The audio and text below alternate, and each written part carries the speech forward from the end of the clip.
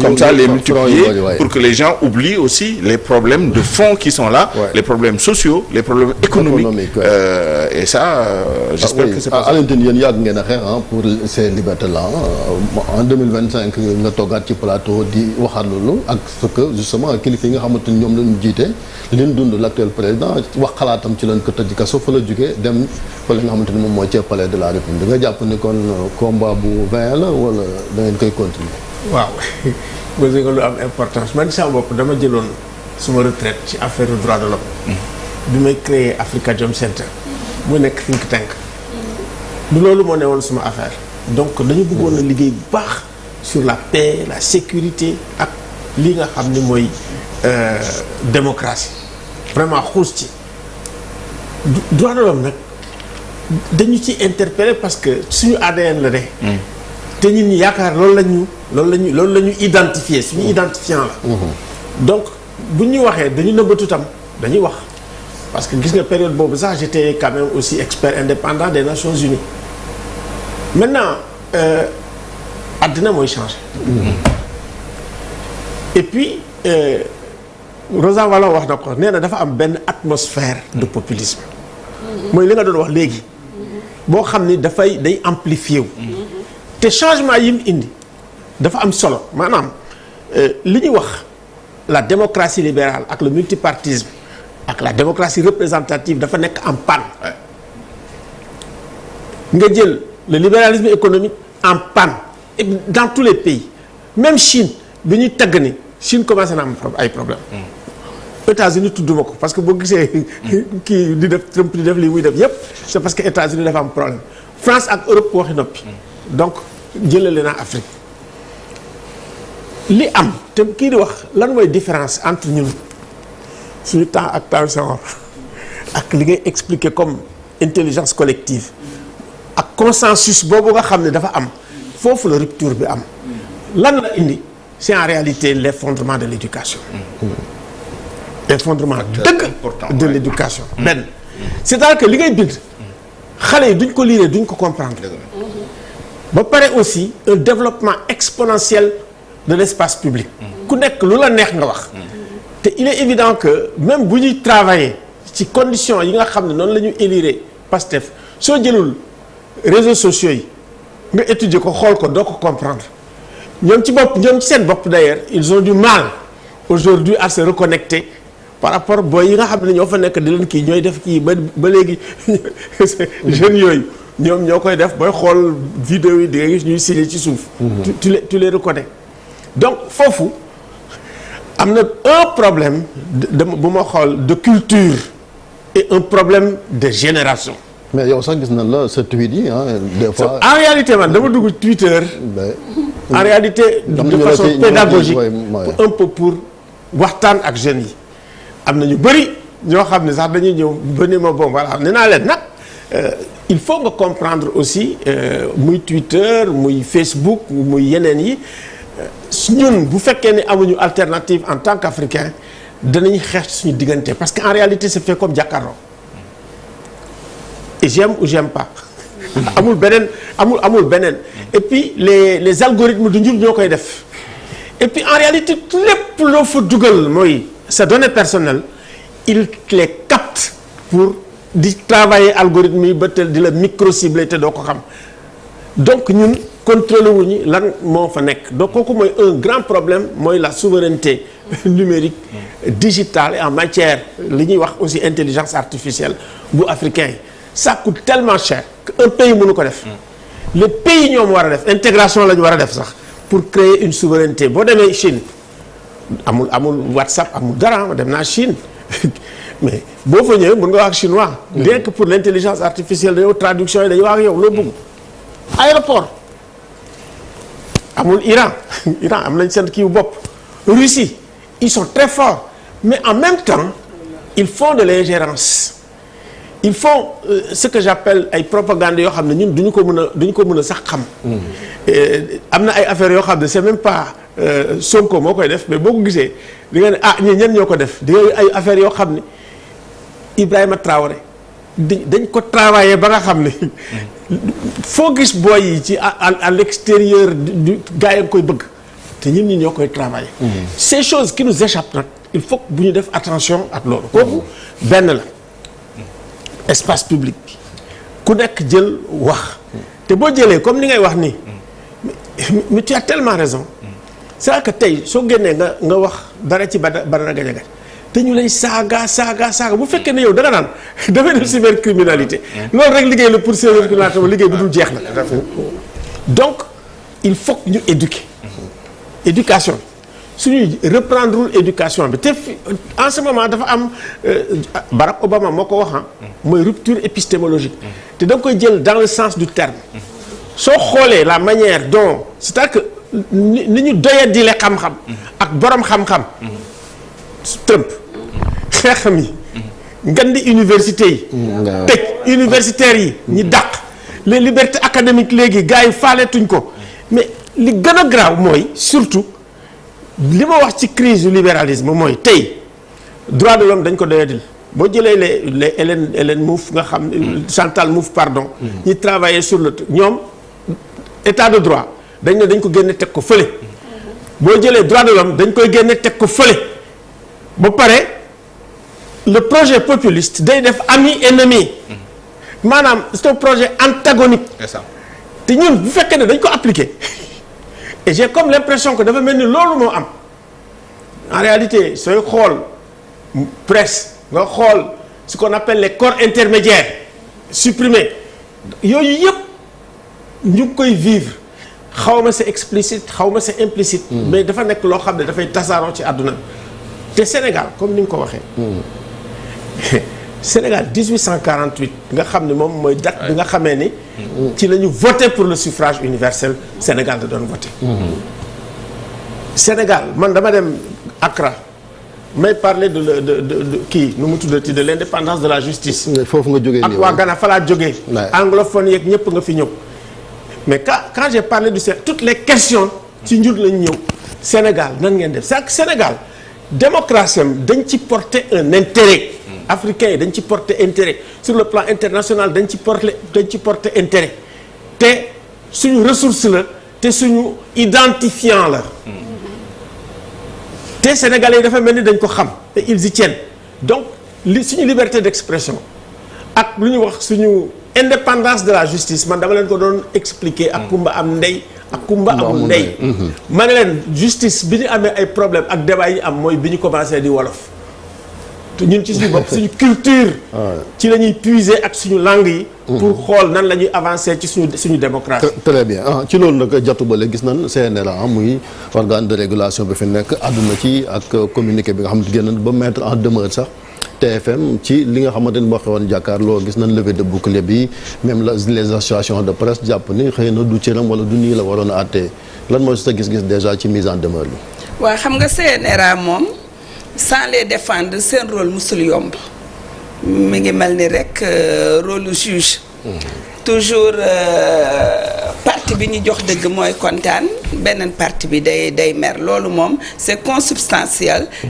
aux missions de du CNRA parce que gendarme la quelque part mais man dama foog ne jafe-jafe bi bii yoon pour CNRA c'est que pour man en fait xuloo la doon atte est-ce que le CNRA est habilité dugg ci xuloo ñaari citoyen yoo xam ne dañu daje ci benn plateau xuloo man je pense que loolu nekkul ci champ CNRA wala boo duggee ci xuloo bi tamit je pense que il faut situer les responsabilités ñaari nit buñ dee xuloo ku nekk da ngay situer responsabilité am j'ai vu que bon finalement on a parlé un peu de Badara on a parlé un peu du groupe mais on n'a pas parlé aussi de l'honorable député Amadou Ba donc CNRA c'est sûr que bu duggee ci wàcc bu bëggee àtte xuloo forcément day génn un peu ci mission parce que loolu du mission maintenant cela dit je pense que ça aussi il faut l'admettre le CNRA est censé être une autorité administrative indépendante mais comment le CNRA comment le président comment l'assemblée du CNRA sont nommés le collège il peut avoir effectivement un impact quelque part quoi qu'il en soit je pense que la profession aussi est dans son rôle j'ai eu rarement d'ailleurs écho d'une décision du CNRA qui soit quand même adoubée par la profession. Et c'est de bonne guerre. La régulation n'est pas forcément acceptée par la profession, il faut le reconnaître. Mais sur ce coup-ci, moi je pense que voilà, le CNRA s'est autosaisi, non pas sur une affaire purement déontologique à mon avis, mais sur finalement un conflit entre un chroniqueur et son invité. Que maintenant le CNRA fasse un communiqué pour faire une injonction, que CNRA génn communiqué def injonction que wax yi dañ ko war a rafetal te loolu dafa war aussi invité yi que ñuy assurer police débat bi maanaam ñi invité ak ñiy addu yëpp wax bi dañ ko war a wormal parce que tamit loolu mission la mun naa ko comprendre mais génne benn communiqué rek dal ci benn côté bi benn protagoniste bi waaye beneen bi je pense que loolu quand même sur ce coup-ci j'aime bien sama grand frère Mon ak ñi mu nekkal ñoom doyen baaxum yëpp ñun ñëpp benn lañu mais je pense que sur ce coup-ci quand même xaw na jeng tuuti ci côté boobu. bu fekkoon xëy na ñu gën a dooleel yaa ngi wax mbiram déontologie parce que gis nañ correct jafe-jafe yi am ba ne dañ tëj seeni bureau sax loolu bu doon xëy na am nañ doole ji ñoom it mën nañoo jouer benn rôle bi. sûrement correct tamit man correct xam naa ci lu bari Souleymane je pense que man mën naa wax ne bàyyi bu ma nekkul yaayu correct bàjjolu correct laa tamit Souleymane a suivi tout le processus te nekkul woon dara li taxoon ñu xeex pour correct dugg ci code de la presse bi bu njëkk ba CRED moo am. Le comité pour le respect de l'éthique et de la déontologie. Mais c'était un comité qui n'avait aucun pouvoir de coercition maanaam amul benn doole. léegi nit ñi li ñu commencé woon xalaat dañ naan journalistes yi dañuy fexe ba yoon du dal seen kaw mais finalement li ñuy liggéey yeddaate rek lay mujj mais amul benn sanction loolu moo taxoon ba ñuy def code de la presse bi ñu xeex suñu kéemtalaayu kàttan pour que correct nekk benn disposition boo xam ne day nekk ci code de la presse ñu nangul ko tamit ay daan yoo xam ne en toute légalité maanaam yoon may na ko mu teg ko ci koo xam ne professionnel nga moo xam technicien nga moo xam journaliste nga te daan yooyu du daan yu ndaw. Premièrement def tribunal des pairs xam nga ñun journaliste dañoo mus a wax ne ñun sunu ay nawle rek ñooñu mën a xarab mu metti ñu tribunal correct c'est le tribunal des pairs mais correct également dañ ko teg pour muy rappeler maanaam mu nekk gardien boo xam ne métier bi fi mu wéeru maanaam éthique ak déontologie loolu yëpp da siy veiller donc correct pour ñu dool ñoom ñoo ko war a dooleel l'affaire de Badara Gadiaga je pense que le correct aurait pu s'autosaisir Bachir Fofana c'est son droit aussi quand même le président de l'Assemblée nationale aurait pu saisir le correct aurait fait ses délibérations mais que le correct ne fonctionne pas je pense que le ministère dafa wàcc yoonam maanaam li ko yoon may daf ko jéggi parce que nag ministère am na droit sax bu ñëwee mu càmbar xaalis bi ñu leen jot a jox fu mu dugg est-ce que fi ñu ko dugal war nañ ko fa dugal fi ñu ko def war nañ ko fa def dañu am devoir de redevabilité maanaam li ñuy jël ci alalu askan bi comme ñëpp ñun dañ ko war a leeral man loolu d'accord naa ko awma ci problème bi mais xam nga lan la ministère amul problème loo xam ne loi daf ko voté pour ñu war a ko jox correct mu nekk quand même benn mécanisme expliqué loo waxoo xiin na waxuloo xiinul waxoo taw na waxul taw na nga xëy suba tëj sa portefeuille tëj sa kalpe téye sa loxo bàyyi leen ñuy xoox di xoox ba bëgg a asphyxier wu ñu daal di sonn ne léegi fermé nañu boutique amuñu ci droit parce que ministère xaalis boobu bu dee da ko denc joxewu ko du xaalisam du sama xaalis et puis seen logique bi man comprendre ma ko parce que médias yi quand même man li ma gëm mooy ne effectivement de presque suul bukki naka la ñuy wax sulli bukki parce que autant dañuy acharné wu ci yenn presse traditionnelle peut-être autant à côté on essaie quand même di suuxat di faire émerger beneen presse boo xam ne li nguur gi bëgg lay wax on va me dire que c'est de bonne guerre parce que nguur gu nekk dangaa bëgg a am presse bu la jege parce que bu ñu da nga bëgg a am presse bu lay xalamal mais bu fekkee yow yaa ngi def ay stratégie di bàyyi presse bu lay xalamal mu prospérer mais kon bàyyil ñeneen ñi léegi nag leen na am na ñun journalistes yi ñoo war a am fayda bu mat bu toll ni boo xam ne duñu xalamal ma Demba duñu xalamal ma Samba loolu c'est une question éthique et déontologique loolu war nañ ci mën a discuter ala kulli àll li am ba am man li ma gëm je l'ai dit dans une émission à la RTS xam nga lan moo am li ma gëm ba gëm ko mooy ne il faut absolument que ñu yaakaar ne journalistes yi ñoom ay xar lañu mën nga leen jiital yore sa bant topp ci il faut ñu génn ci schéma boobu ça ne nous mène nulle part parce que nit ñi même bu fekkee dañuy dem jonkan ci rond-point ba fële di wax ala kuli aal dinañ wax wala ñu bind léegi man li Jules doon wax il faut être intelligent amul benn gouvernement boo xam ne da nga mën a gouverner te soxlawoo te opinion nekkul sa baromètre mais opinion bi li mu xalaat ak li mu bëgg presse bi moo koy refléter bu ñu yëgee ne le premier ministre Sonko dem na Chine jëlee na fa lii du seen presse rek moo ko relayer parce que presse yëpp ñoo ko relayer man je pense que il est temps que ñu toog xam ne mus naa ko wax le président Ablaye Wade ba ñu am na benn 1er mai bu ma ko doon wax fi mu nekk nii nous vivons un dépit amoureux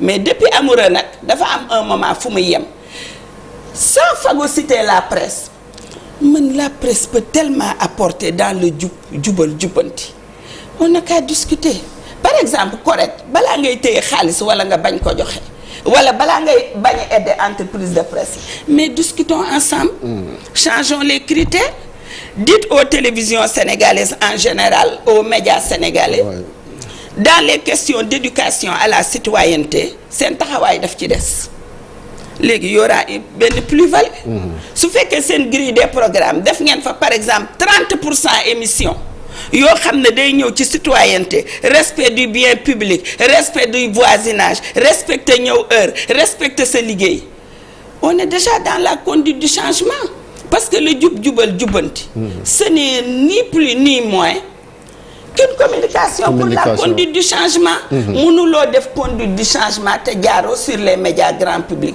donc il est possible à mon avis qu'on trouve des terrains de convergence parce que lii mënul dem xam nga xoqatal bi nii ak tëj bi comme dit Jules saa yoo peut-être ñun li ñu toog fii di wax sax mën na am lenn lu si naqari lu jar ñu woo ñu suba à la limite finalement c'est sans issue c'est sans issue je pense que il y a un moment je l'ai dit au début je pense que le gouvernement en général gañewul dara ci situation conflict jeune bi tension bi gañewul parce que li ma la wax en fait day muur bëtu nit ñi peut-être am na ay points positifs yoo xam ne mënoon nañ ci gën a taxaw mais finalement kenn gisul dara gisuñu dara ndax coow ak tension ak fitna c'est stratégique à mon avis qu'on puisse quand même balle à terre qu'on puisse savoir que dëkk bi ñun ñoo ko bokk les syndicats vont faire le contester la presse fera toujours son travail de critique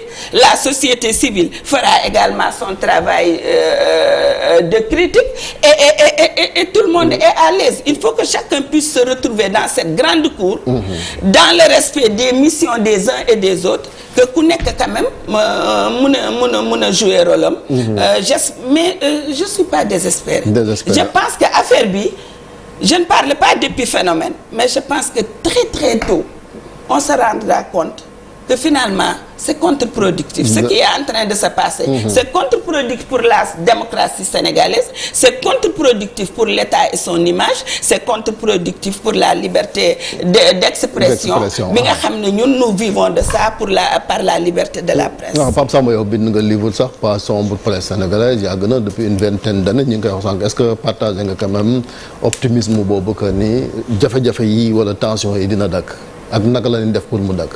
waaw du li may njëkk a wax du ma ko yemale ci tension entre presse bi ak état bi rek c'est-à-dire cette ambiance cette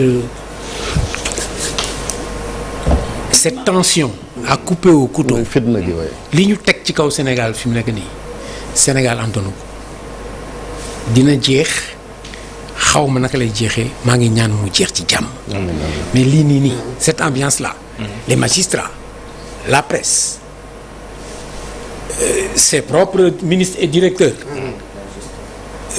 Les greffiers aussi sont. Les greffiers, la presse, les chroniqueurs, la santé, tout le monde est en train de bouger. Macky Sall a dirigé ce pays sur 2 mandats d'un de 7, d'un de 5, muy 12 ans. mu pare ñu indexé ko ne ko da nga mettre 1000 prisonniers politiques. ñii à peine 1 an lañ fi def toog naa ci plateau fii di ko wax proportionnellement ils ont mis plus de prisonniers que Macky Sall déjà. Si chaque année ils font ça ou que ça augmente, ils sont en train de scier Diatou. Il faut s'en convaincre, la branche sur laquelle ils sont assis eux-mêmes en attaquant la presse. li ñu war a wax dafa bëri parce que il faut moi si CNRA wax ci CORED rapidement après ma dellu si li may wax CNRA comme ni ko jot waxee ñi fa nekk ay nit yi nga xam ne ñun ñuy fi toog ëpp ñu leen expérience jiituwuñu leen ci métier bi te am na fa ay nit yu kale mais boo xoolee instantanéité bi un lien presque direct entre l'émission et la décision de mise en demeure. Je suis gêné pour mes amis qui sont là-bas et pour qui la plupart j'ai beaucoup de respect. Ce qui montre qu'il y a un malaise. Ça peut paraître futile, mais je vais un peu reprendre mon manteau de journaliste satirique. Ce qui démontre qu'il y a un malaise. C'est que li wane ne ñoom seen bopp loolu bi ñu ko doon def xëy na dañoo gaawantu wala dañoo yàkkamti seen texte boobu. lu ci bëri baaxul mais naa yem ci titre bi rek mise en demeure du groupe Futurs Médias. Souleymane est-ce que loolu la c'est mise en demeure groupe Futurs Médias. mise en demeure du groupe Futurs Médias à Pape Samba Kane de ne jamais mettre les pieds de ne plus mettre ses pieds ici seen avocat mën na ma ko yónnee seen huissier parce que dama fi ñëw du xuloo. Ça montre qu'il y a quelques précipitations parce que ña fa nekk. passé nañ foofu bu yàgg. Jatoo ngi doon tudd léegi ne waxuñu tudduñu kii ni mu ko waxee moom ki doon xuloo ak Badara Gadiaga mais def nañ allusion ci moom un document administratif de portée réglementaire presque juridique dafay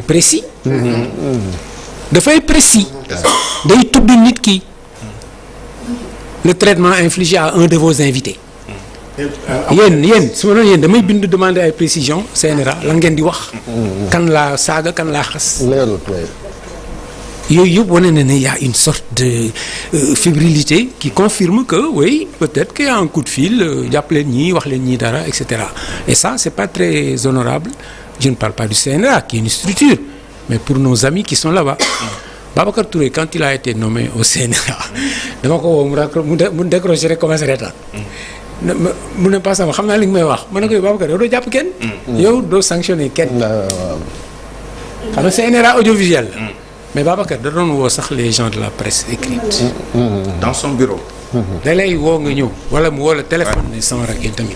ne la changer li ngay def. gars yi changer affaire yi obligé. waaw ak yéen fenn. bu ma àgg jiital waxtaan. man kay xam naa ci dara. di loolu la ko booy kii bu Walfadjri ma démissionné. absolument. ma ki reculé. waaw bëgg wol. waaw loolu nag lu tax waruñu ko xaar ci ñi dafa nekk tey man xaw ma ko wala ñoom ñu expliqué ñu lu tax ñun mënuñu xaar ci ñoom. suñu mënul sañ waa Pape Samba gis naa ne yow ak Chérif daal jot ngeen trop doo dem waxtaan ak Souleymane. GFM ñu def ni ñuy def naa. Jaddu wax na ko fi sànq dëkk bi dañ koy yàgg waxtaan. l'affaire Maître Sèye am na ay nit yu ko gérer ay journalistes ñu woo leen guddi def leen nii def leen naa pourquoi consensus bi sur la Casamance. pourquoi le consensus sur la Casamance.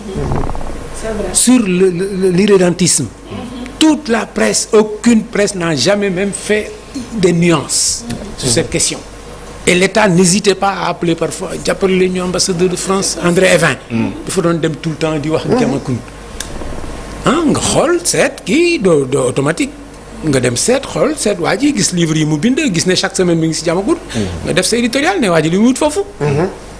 mu arrêté c'était au matin. absolument. État bu amee intelligence collective bu amee intelligence de la situation. am na lu moo xam ne dama koy wax tout le temps defe naa sax bind naa ko fenn. je suis persuadé que la compréhension. qu'il faut qu'il ait avec la presse une relation apaisée may na Abdou Diouf 12 ans de prolongation. ñi fi nekkoon 88 yëpp xam nañ ne Abdou Diouf 88 xëy na wéet na ci bureau ne sax est-ce que du ma démissionner état d'urgence ça ne lui ressemble pas. Abdou Diouf ça ne lui ressemble pas. Il était en train tellement de construire un état de droit qu'il a oublié de construire des ponts et des routes. Moi je le salue pour ça parce que loo wax sax ay deal yoo xam ne daan wadd période bu dur la waaw xoolal nan ngay def mu dal parce que bu ñu yokkee ceeb beeg yu mel noonu su ko de wadd day jëli waxtaan yuuxu tuuti rek mais bàyyi mooy li ngay wax ci coup de fil yi ak la démarche diplomatique la démarche je dirais sax on ne gère pas un pays sur la place publique et aucun pays n'a été développé sur un coup de génie. amul si ça existe dans l'histoire que quelqu'un me dise qu'il y a un homme politique il s'est réveillé il a eu une révélation et son pays en a décollé. Il y en a pas. Aujourd'hui tout le monde prend exemple sur le Rwanda malgré tous les défauts qu'on peut lui trouver. C'est quand même 30 ans après un traumatisme énorme qui est un génocide. Le gars il construit doucement avec son peuple. Il construit doucement avec son peuple pendant 30 ans. Tu ne peux pas venir nous faire croire que yow mun nga régler dëkk bi ba mu jaral ne nit ñi nag dañu war a bàyyi leen daan wax. jatu wax na ko. ça marchera pas. mais y a eu des menaces on a comme ni mu ko waxee gis na. menaces yi nag xam nga menace Chine quand le premier ministre dit que bu yàlla defoon mu nekk président. kenn am na ñoo xam duñu wax dootuñu wax. mais loolu c'est un coup d'épée dans l'eau rek xam nga wax la rek parce que ci ngoon gi ñëpp ñu ci émission yi fi wax dëgg yàlla li ci am daal mooy li nga xam ni liberté d'expression liberté d'opinion liberté de presse c'est très encadré man du ma saaga kenn du ma waxal kenn lu ma xamul lu ma wóorul du ma invectiver sax mais nag sama xalaat ci yow ni ngay doxalee réew mi sañ naa koo wax. bien sûr. xam nga lan moo am. sañ nañ sax gis na yow li ngay liggéey baax na démocratie maye na sax loolu. ñu ngi liggéey bu baax mais man ànduma ak moom. bien sûr. si style de gouvernance neexuma. waa ji moo fi gën a aay moo fi dàq jàng te vraiment mi ngi développé dëkk bi mi ngi defar ay aéroport xale yaa ngi jàng chômage bi wàññeeku na mais man ànduma ak moom. mais Churchill du ma gagné guerre 45. démocratie moo may nit ne d'accord ma ak yow. ànduma ak yow. exactement. ça veut pas dire que dama la bañ. wala leneen daf fekk ne am na lu ma gis ci ni ngay doxalee man d'accorduma ci te c'est suffisamment grave pour moi que loo munti def après du ma gis ma wax leen Ablaye Wade tout le monde a remarqué que pendant 12 ans sama benn boy bi Seydina Issa Wade dafa gaañu ma dem gis di ko ñu koy suuli. benn boy bu liggéey Codesria. dafa ma gis mu ne ma grand c'est dommage que ma gis si dëj quoi. donc sinon dama la naroon sukkal quoi Abdoulaye Wade mayoo ko 1 mètre pendant 12 ans. Abdoulaye Wade dafa jël pouvoir bi dans cette ambiance de démocratie. ñëw Abdou Diouf woo ko téléphoné ko ne ko félicitations mu dojuwaat ci canapé il n'y croyait pas. Première interview au Figaro oui l'Afrique n'est pas mûre pour la démocratie il nous faut un despotisme éclairé. J'étais en train de manger dama taxaw ak sama fourchette mënoon lire ki ma ne wax mais kii c'est pas possible que 26 ans. opposition l'opposant le plus célèbre d'Afrique. Homme de droit juriste mais qu'est-ce qui est derrière cette parole. Et c'est le 23 juin 2011 que j'ai compris que ba muy wax loolu mu ngi doon làmb fenn quoi. parce que amoon na xam nga on peut liggéey dañuy projeté wu. moo tax jatu sur la presse. pour ñëw ci. jóge si TNA ñëw si Corée. dafa am benn logique implacable bu génn bi nga doon bu génn sama bopp bi nga doon wax léegi. ils ont les majors. ñoom TFM. groupe Futur kii nu mu tuddati le groupe Avenir Communication était là. impôt dagg tànku gars yi. ñu commencé fragiliser patron yi tiit. je connais ça. tu es prêt à tout faire pour sauver ton entreprise. pas tout le monde mais enfin je peux le comprendre. ñu commencé di jàppale chroniqueur. ñu téye xaalisu CORED. yaa ngi ma ne bi ñuy def loolu yëpp pendant ce temps. les ñoxorndiaye.com là. chaîne YouTube. c'est ça ñu ngi leen di valider ñu ngi leen di jox réception. c'est tout le fonds d'appui. ça c'est pas seulement le CORED mais fonds d'appui à la presse. déglu ma ñëw rek damay wax ci CORED rek su fi CORED nekkee. chaîne yooyu. xam ni ay gis naa am quoi des jolies jeunes filles qui zézayent qui font des fautes ñoo koy diriger CORED daf leen di indexer. donc xaaral mu tëj xaalisu CORED mu bañati exister.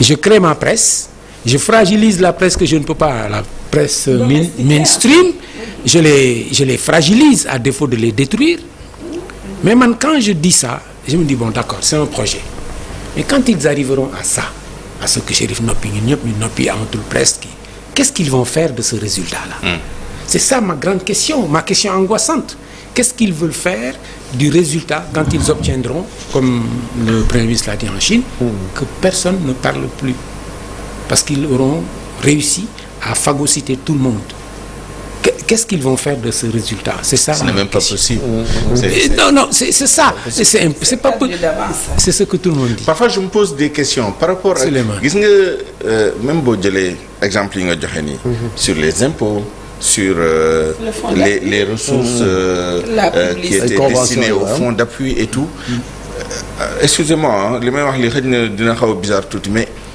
je me demande si véritablement c'est la presse qui est visée est-ce que c'est pas une carence globale boo xam ne xëy na la presse en est la première victime parce que je lisais les documents sur le cadrage économique et tout mais c'est cette logique-là qui va être appliquée à tous les secteurs revenir sur les exactement bourses familiales yi dañoo amul xaalis mais Souleymane maintenant est-ce que comment dire la difficulté yi ñu nekk yi moom moo indi cette amertume là qui confine d'ailleurs au cynisme dafa mel ni finalement bon da ngay xaw a découragé et puis tu tires sur tout ce qui bouge à commencer par ñi nga xam ne ñoom ñoo lay mettre devant le fait que ni da nga carent c'est-à-dire amoo solution et que xëy na moo lay fàttali sa démb yi nga doon diggee te mënoo ko def ñi nga xam ne ñoom ñoo lay xool dans les yeux wax la li nga xam ne amaana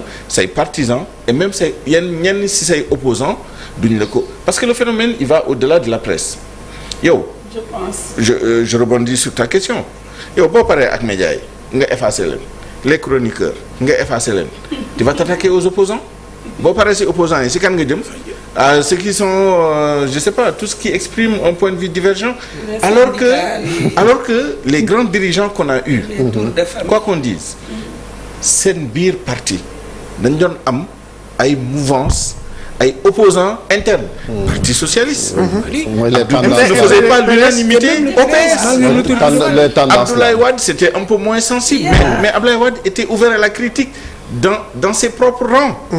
Il pouvait avoir des colères noires. En réalité. Mais vous parlez. Moustapha Diakhaté c'est le premier débat politique. Mais moi je pense que après doyen bi terminé waaw vas-y. Non en réalité c'est juste pour compléter je léeg-léeg dama naan est-ce que ñun nekkuñu dañu fayloo ay kaas yu ñu tojul. Exactement. defe naa am na benn confusion y a une nervosité ambiante. Voilà. C'est vrai. te nervosité yooyu man li ma yaakaar waar yi génn ci. Il y a tellement de VAR, comment vous appelez les ça? VAR, les VAR là, il y en a tellement sur les réseaux sociaux et partout. Je pense que ça peut contribuer effectivement, comme dit Jules. Je ne sais pas si à mettre en nu une incapacité, en tout cas à apporter des solutions, voilà, à impulser des solutions rapidement, comme Ninko Digate Won. Définitivement, énervement, bobu yep day tax finalement. Nous sax dañu ci boole waale parce que quoi qu'on dise sincèrement je ne défends pas la presse am na ci ñun ñuy def seen liggéey aqulaay taala comme dans tous les corps am na ñoo xam ne tamit peut-être ku ñëw mun na leen fëkk mais globalement quand même dans sa mission d'informer dans le traitement de l'actualité au quotidien la presse quand même dans son ensemble sincèrement man je n'ai pas vu de changement. Maintenant quand on a même boo liiree réseaux sociaux yi boo liiree yenn commentaires yi mais on en veut tellement à la presse que man parfois damay toog du ma comprendre quand le premier ministre dit man liiruma journal seetaanuma rajo seetaanuma télé je pense que c'est une charge tellement violente pour quelque part bëgguma wax mépriser parce que nag ñun journalistes yi am nañu fayda boo xam ne du ñu may kenn mu mépriser ñu wala mu ñuy accepter même son sentiment de mépris mais c'est quelque part dire que bon voilà. Non, il faut lire à l'envers hein. Pour moi non seulement c'est on peut le lire comme un mépris mais c'est un aveu. C'est un aveu. Je ne connais pas un dirigeant sérieux dans ce monde-là boo xam ne bu yeewoo son premier réflexe c'est pas de s'informer sur ce que dit l'opinion pour ne pas dire ce que dit la presse.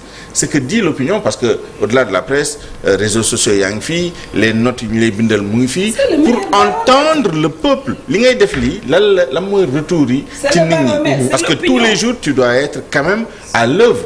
Proposer des réformes des textes initier des politiques etc. Et tu as besoin au jour le jour de savoir comment l'opinion perçoit yow li ngay def nii ak quels sont quand même les avis favorables contraires etc. Xam nga la réponse à ta question mu ngi ci une partie intervention Alioune Tine bi moom mooy ce côté binaire amatul léegi d'ailleurs c'est ça. il parle de neutre il parle de neutre vous les neutres là loolu la ñu wax alors que le positionnement naturel de la presse c'est la neutralité justement impartialité. Et il n'y a pas de place pour la neutralité. Si vous n'êtes pas avec nous vous êtes contre nous et on vous traite en conséquence c'est-à-dire comme des ennemis comme des pas des ennemis ils ont une troupe non c'est les neutriotes. Ah bon c'est aller aussi loin. Non c'était pour permettre aux doyens de terminer je ne peux pas laisser passer la fragilité que tu as évoquée un peu par allusion. Ce pouvoir est fragilisé par beaucoup de choses. Sa nature, on ne sait pas qui est qui prend les décisions. Les manœuvriers opportunistes vont en profiter et en jouer les deux, puisque Sonko semble avoir plus de pouvoir, il va encore lui en rajouter. Ils sont prisonniers de quelque chose qui dénote d'un certain manque de maturité politique laay wax. Je ne peux pas comprendre que vous revendiquiez cette proximité, que vous ayez cette relation de l'un qui détient la popularité, le parti le plus fort, qui investit l'autre, ngeen di tuddante ay doom ba pare ngeen mën a am le président signe un décret li may wax c'est à double détente déjà yéen ngeen sensible à ce que les réseaux sociaux disent que non kenn du fi nommé Samba Ndiaye du noonu la tudd réseaux sociaux yi des gens qui ne prennent aucune décision chez eux ils ne décident même pas de qui va avoir la télécommande. La plupart c'est des jeunes gens qui sont dans la condition de la plupart des jeunes gens qui composent les 70% de la population. Ces gens-là qui ne décident rien de chez eux décident de qui va nous gouverner. War na doy. Maintenant ils décident de comment celui-là va nous gouverner. Ils décrètent ñu ne ñoo bañ. Et ça aboutit avec l'aide du complice, le Premier ministre, qui dit à ces jeunes qui disent du fi amee ne vous en faites pas, je règle le problème. loolu moo retardé woon Cheikh CNRA collège délégué bi installation bi. Et il le règle. Et il le règle, il n'y a pas de Samba Ndiaye. Leur fragilité. Monsieur le Premier ministre, venez faire votre déclaration de politique générale devant l'Assemblée nationale que les Sénégalais se sont donnés. Il dit duma fa dem, je n'y vais pas parce que règlement intérieur baaxul. C'est le prétexte, la justification. Le président de la République, clé de voûte des institutions, dit aux députés yéen tamit ñaan naa ko may na ma changer leen seen règlement mu ñëw député d'opposition majoritaire à l'Assemblée nationale déggal président bi changer seen